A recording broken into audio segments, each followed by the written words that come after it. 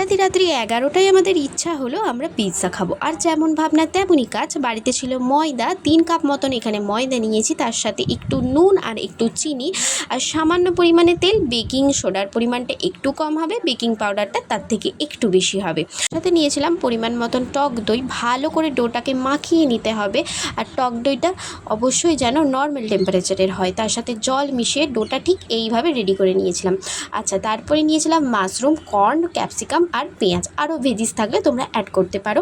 আমি এখানে কর্নটাকে ভালো করে সেদ্ধ করে নিয়ে বাটার নিয়ে নিয়েছিলাম ফ্রাইং প্যানে, ভালো করে গরম করে মাশরুম আর ক্যাপসিকামটাকে একটু ফ্রাই করে নিয়েছিলাম। তোমরা চাইলে কাঁচাও দিতে পারো। তারপর আবারও ফ্রাইং প্যানে বাটার ভালো করে মাখিয়ে নিয়ে ময়দার ডোটাকে এরকম হাত দিয়ে ভালো করে প্রেস করে করে চেপে দিয়ে একটা পিৎজার যেরকম গোল হয় না, সেই সার্কেলটাকে রেডি করে নিয়ে এরকম চামচ দিয়ে ফুটো ফুটো করে নিয়ে পিৎজা সসটাকে ভালো করে মাখিয়ে নিয়ে তার উপরে সমস্ত ভেজিসগুলো একটু ছড়িয়ে নিলাম।